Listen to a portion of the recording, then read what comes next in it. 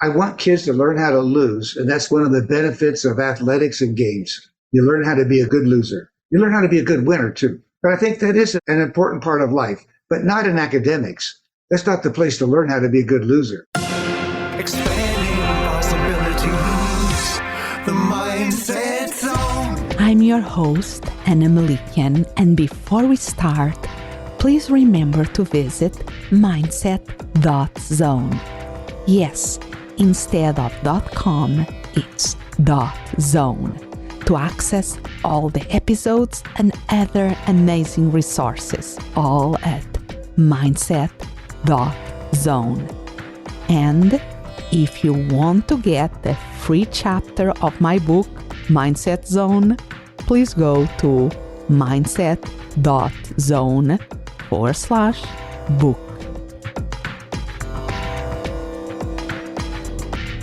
Today, our special guest is Lee Jenkins. Lee is an author, speaker, consultant, and a recognized expert in improving educational outcomes. He has spent the last 50 years learning from world-class experts while working as a teacher, principal, and school superintendent, and university professor. His mission is that every child have an educational experience that promotes and encourages the natural love of learning that they were born with while exceeding educational goals. So welcome to the Mindset Zone, Lee. Well, thank you, Anna. It is a privilege to be in your zone. And I feel very honored to have you here. I start to learn about your work through the National Speakers Association. There is on a chapter that both of us belong to, and I was fascinated by what you were doing. And now that we had the opportunity to speak more, I'm really interested in having this conversation in my podcast because I think we really need to amplify our possibilities for the kids because the school system is failing them. So I want to start from your own research about this or your own surveys that made it very clear that something was wrong and something could be done about it. So the research that John Hattie of Melbourne, Australia, shares all over the world is called the Jenkins Curve. He named it after me. And it's simple. Ask 3,000 teachers from various states and all grade levels, what grade do you teach and what percent of your kids love school? So you take the average for the kindergarten teachers, the average for first grade, the average for second grade, and you have the data you need for simple graphs. It was eye-opening to me because I believe prior to collecting that schools really kept the enthusiasm for learning pretty high in elementary school, and it was lost in middle and high school. It was not true. We start losing a few kids in kindergarten. We lose a few more kids every year who'd have no love of coming to school to learn. Just a few more every year. The lowest grade 9 ticks up a little bit in high school, but if you talk to a high school dropout, they'll say, well, the reason that it ticked up in high school is they didn't count people like me. So, but nevertheless, it's not a pretty picture. And I do want to say, having been in thousands of classrooms, I've never yet met the teacher who puts in their lesson plans who they want to discourage today. So it's not individual teachers or administrators that like this. It's a system we inherited. So it's almost that the system that was supposed, if this educational system was supposed to help the students to love being educated and learning, but it works the other way around. It takes the love and the joy out of it.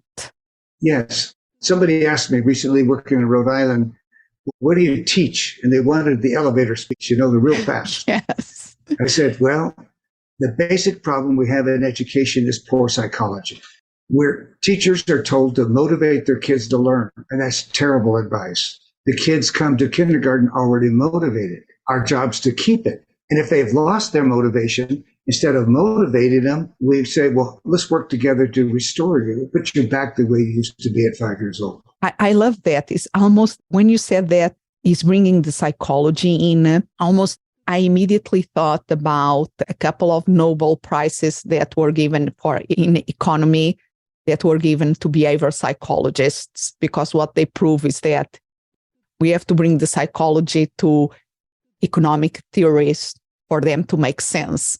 And what you are telling is that we have to bring what we know from psychology to the educational system because what we are doing is not working. Not working. And so educators are numb because they're bashed so often by, saying things are, whatever, there's problems. And what people are saying about it's true, but it's not enough to say what's wrong. We have to say, okay, what are we going to replace that with? Yeah. So let's start with what is wrong. So give us a couple of examples on how is the system killing the love of learning, in your opinion? We do it with data. Mm-hmm. Data is used to embarrass kids. And say data are like baseball bats. Data can be used for harm or joy. And teachers don't know how to use data for joy. But when they learn, the kids are begging for quizzes to prove that they're smarter than they ever were before. So what is data? So it's the assessments, the way that we assess and evaluate kids. That is one of the issues.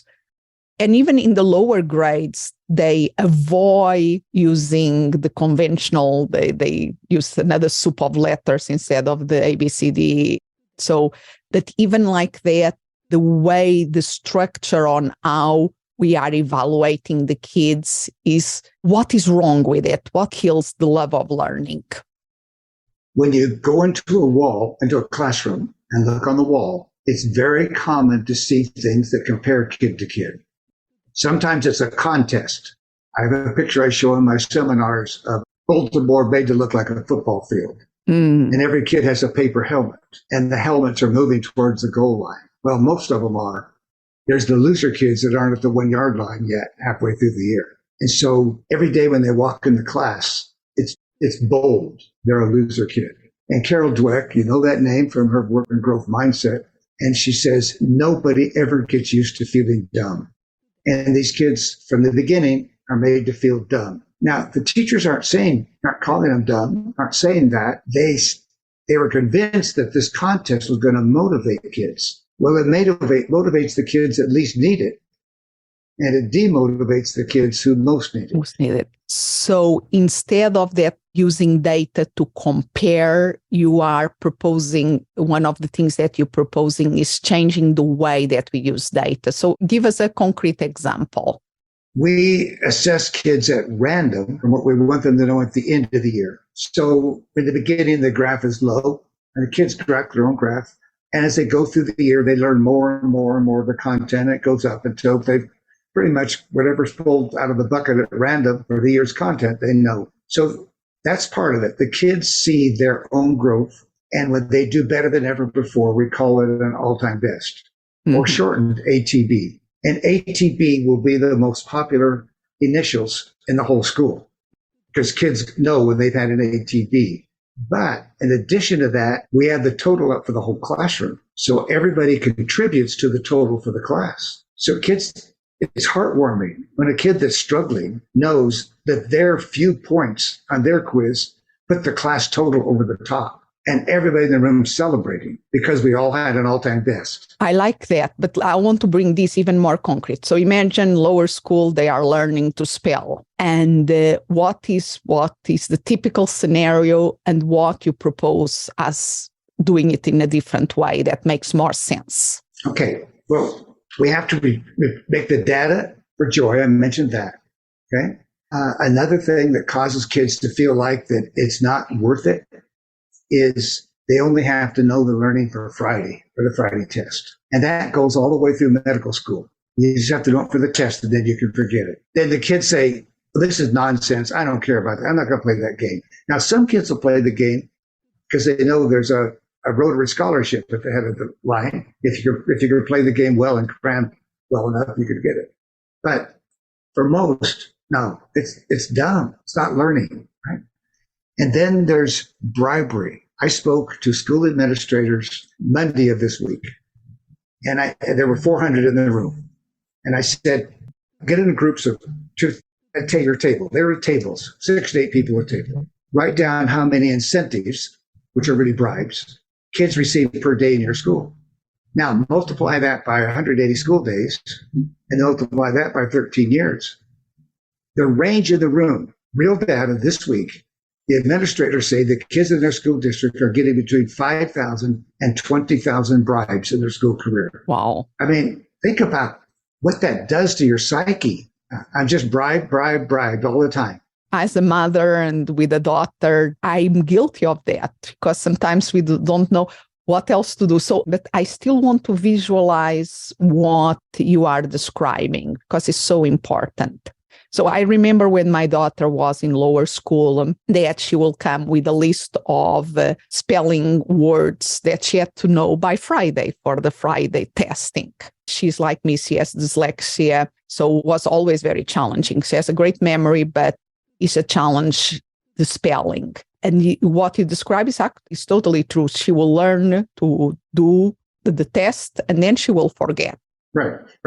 So since you gave up spelling, let's talk about that example. It's one of the easiest ones to understand. First grade, that's where spelling does start. Typically, there's 150 words for the year. So the first week of school, the children and the parents are given the list of 150 words for the year. Great. This is the way of doing the alternative of instead of every week. Yes, it is. Give like 5 to 10 and test it on Friday. Instead of that, in the beginning of the year, the goal is 150 words that we want you to learn how to spell well. And the word list is here. Yes. Okay. So they got that. Then the teacher writes all the words on a little index card or something and puts them in a bucket. Okay. So it's time for the spelling test on Friday. The teacher's got this bucket underneath her arm and she goes around the room and pulls out a word out at random. And that's the spelling word. Okay. Sets it aside, pulls out another one, sets it aside. 12.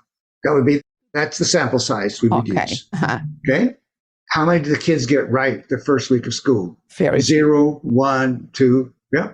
Okay. And do they feel badly? Yeah, a little badly. They'd say, well, you're not supposed to know these. You're just started first grade. Then the next week, well, first of all, those 12 words all go back in the bucket. Meanwhile, the teacher's teaching the words, not the words that were drawn out of the bucket, but she's got a logic order to teach it. Mm-hmm. Week 2, 12 words put out of the bucket. Half the kids in the room will do better the second week than they did the first week. And they get their first all-time best. Yeah. I've been in rooms in October. And I'll say, is there anybody in this room who hasn't had an all-time best yet? Nope. They've all had one because they just do better than you've done before. Then we get those numbers from each kid because the kids' work is not displayed on the wall. It's in a data folder in their desk. What goes on the wall is like a scoreboard at athletics. It's the total for the whole class. Love it. And the class is graphed, and they get to see their class is getting smarter and smarter and smarter. And it's fun. How they say they can, what is the word that is going, that is like a suspense. What is the words that are going to come this week? Will I know it? Will not know it? But it's a more playful thing. It's playful. They love it. And they like it even more if the teacher goes over with the bucket and says the kid pull a word out. And so then they like being a part of the random. Yes. And for other side is more real, how do you say, because in our day-to-day, in our world, is that, how do you say, is that the randomness that happens. So it's even more prepare them to the reality out there. We don't know what we have to read or what we have to, but we are going to be learning along the process. Yes, they love it. So individual children often write their name on a shape, a feather shape, or when they have an all-time best. And you'll see them in the hallways, and there are thousands of them. And every kid knows where their all-time bests are. They know where theirs is. And the last day of school, and the principal says you can all take your all-time bests home, they have no trouble finding all of them. They know where they are, and every kid has some. Wow. Can you give us an example like that, for instance, for math? Because math is like things built from, you have to learn the basic concepts first. You cannot tell in the beginning of the year, okay, are here all the concepts and take them and random, because there is a certain order that you have to learn. It's the same thing. Here's the list of the math we're going to learn this year. Mm-hmm. That's it. Here's your list. And we're going to quiz you every week on random problems. And the teachers will use the word review and preview. Well, that's interesting. You missed a preview question. Well, of course, I haven't taught that yet. It makes them want to know. It makes them pressure the teacher to teach more. An Oklahoma science teacher, grade 7, he told the kids on Friday, we're going to study rocks next week. They applauded. He said, kids never applauded for rocks before. Mm-hmm. Why did they applaud? Because rocks kept coming up on the quizzes. They wanted to know. Wow, interesting. Because then they become more. Is the desire of wanting to solve that puzzle? Is the desire of wanting to know what is this strange thing that I don't know what it means, and I'm going to get information, and now it makes sense. Right. And it's not graded. We score the quizzes, of course. That's how you add it up. You have to score it to add it up, but it's not a grade. They know they're safe. With this system, the end of the trimester, there is no grades? Well, I'm not saying there's no grade. So let's go back to spelling. Yes. Okay. In that scenario, let's say that it's a school that does require grades in spelling in first grade. Okay. And the quiz on 12 a week. And the report card comes out at 9 weeks. Okay. Well, at 9 weeks, you're only supposed to know a quarter of the words. So 3 right is a perfect paper. So 3 would be an A, and 2 right would be a B, and 1 would be a C, right? Almost every kid in the room's got 3 right at least by 9 weeks. Yes. And that makes sense for me. And so all of them should have A's. But that takes us to another thing in the educational system that is, I'm originally from Portugal, and thank God that system was not used there. That I cannot understand is the assessment on the bell curve. Yes. That for me doesn't make any sense. It makes no sense. It's what the bell curve means is that the teacher doesn't know what they want the kids to know at the end of the year. So they just throw out a bunch of questions. And if you happen to get them right, then you get the A. And if you happen to miss them because you studied the wrong thing, you get the F. And even if you work really hard, then you are really doing really good. But if there are other kids that are doing very, very, very good, you are still can fail because you get in the sides of the curve. Yes. Yep. And so when teachers make that list for the kids to know at the end of the year, for all subjects, from kindergarten through 12th grade, they're told, put no trivia on the list, only put essential. Okay, tell a little bit more. Give an example. Okay, this is my favorite example. Kids in grade 5 in the United States are told to memorize states and capitals for the year. Yes, I remember that. Okay. From my daughter, yes. Okay, that is trivia. Mm-hmm. If you want to know the capital of New Hampshire, look it up. Yeah.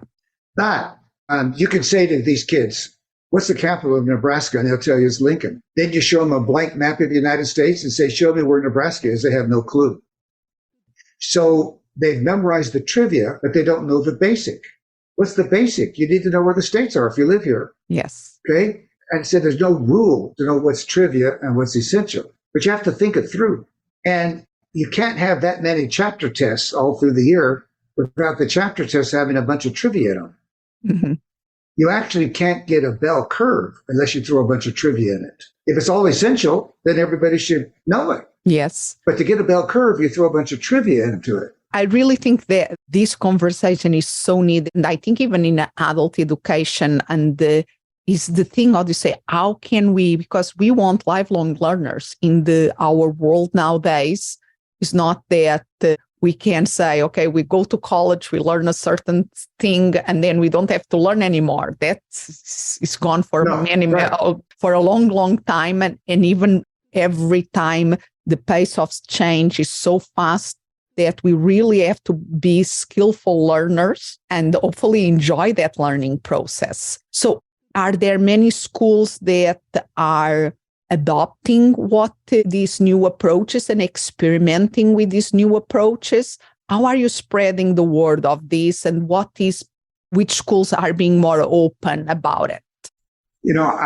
I don't know how to tell you which schools are more open. They have to hear about it first. So let's take this. I did an online course. Somebody in Rhode Island heard about it, took the course, was a teacher, became the principal, invited me to come in. I've been going there for 4 years. So then what is the acceptance? The acceptance initially for teachers is the minority think it's a good idea. Mm-hmm. And the reason is they know that administrators bring an idea in, and in 2 years, nobody's ever heard of it. It's like the flavor of the month. It's a new idea. Yeah. Yes, that's exactly right. So you can't blame them for saying, who cares? This guy's not coming back, So I was just there earlier this month, and elementary was going really well. They were doing it with math. Middle school, I tell you, some of the best I've ever seen in the country. And acceptance Now, to various degrees of proficiency, but acceptance. High school was more difficult. I would say there was a majority in high school, but there's some strong resistance. And it has to do with the bell curve. If you've built your career pressuring kids to get grades and you brag on how many you flunk because you're tough, you don't like this idea because your personality and your reputation is based on being macho. And now somebody wants every kid to be successful. And there is so many ways of rationalizing that. Oh, life out there is not like that. They have to develop thick skin. They have to learn about this. So there is so much excuses that they can give at that level that really can prevent them to try something new. Yes, right. And I do want kids to learn how to lose. Tell me more about. I want kids to learn how to lose. And that's one of the benefits of athletics and games. You learn how to be a good loser. You learn how to be a good winner too. But I think that is an important part of life, but not in academics. That's not the place to learn how to be a good loser in academics. I like that because I think in the real world, when we are in our professional career, we have this avoidance to failure. Losing is failing. So we have this avoidance to try something that we are not good at because of fear of failing. And that is what prevents many people from thriving, because part of any success when we look back is, okay, we fail, what we learn from it, and then what we can do differently. I like the reframing, there is no failures, just more information to learn from. So you see a place for that in your system, but it's done more through the athletics and through other experience that they have in the school environment. Okay, let's just take the graphing that we talked about. They do not have an all-time best every week. Yeah. We're doing them 28 times a year. That's 7 times a quarter. So out of the 28, the typical kid will have 7 to 12 all-time bests. Mm-hmm. They have to work for it. But when they don't get an all-time best, well, it was bad luck. Mm-hmm. Or I should have known that when it came up twice already, and I can't believe I didn't remember it, But they are getting some failure in there, but it's a short-term failure. With faith, I can get an all-time best in the future. That's different than the bulletin board that shows you're a loser kid and you haven't gotten to the 1 yard line yet, and there's no hope. Because some kids are already have a touchdown already, several kids, and some are close. And I haven't got to the 1 yard line. I'm a loser, and I have no hope. Wow, this is absolutely fascinating, and I'm thinking how to apply this even to the adult continuing education and training, because there is a lot also the thing you have to, is the certification to get that. Most of the time it's just checking the boxes, so many levels, but how can we make it in a way that preserves that love of learning and people really take the benefit out of that? Is really important. This works with the adult classes also. Mm-hmm. And I'll tell you a funny story about that. It was in Oklahoma. The professor was teaching the research methods course for students from every academic discipline. So it didn't matter what they were getting a master's degree in, they had to have his course. He taught the same class on Monday night and on Tuesday night. So he taught it for a number of years. And if students couldn't be there on Monday night, they would always say to him, I'm sorry, but I've got this thing going on and I can't make it. I won't be there Monday night. He said, well, okay, you can't be there. What you can do about it? Well, when he started this process and you add the total up for the whole class, they didn't want to be absent because they'd let down the team. So if they couldn't come on Monday night, they said, is it okay if I come on Tuesday night, take the class, take the quiz, and then you'll transfer my number back to my Monday group? He said, sure. That's adults. They're working on their master's degree and they didn't want to let their team down. Yeah. And they are recovering that joy of learning and learning more. I love this. So how can people learn more about you and your work? Well, the website is LTOJ, L2J. Does it represent something, LTOJ? There's a couple of things to say with it. One is lead to joy. We want everything we do in learning to lead to joy. Mm-hmm.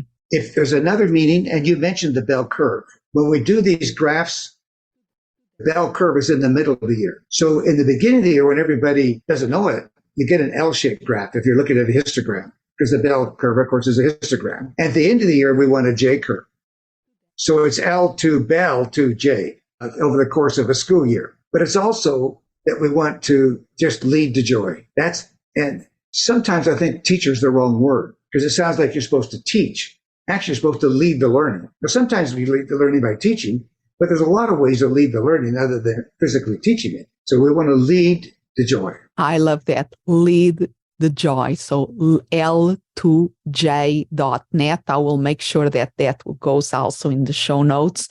Please keep making a difference out there in the world by speaking about this, because absolutely we need to change how schools are doing things, because we need to love learning as much as possible. Thank you so much. Absolutely. I appreciate the invite and the time.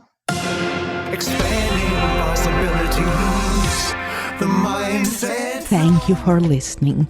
And remember to visit mindset.zone. Yes, instead of .com, it's .zone.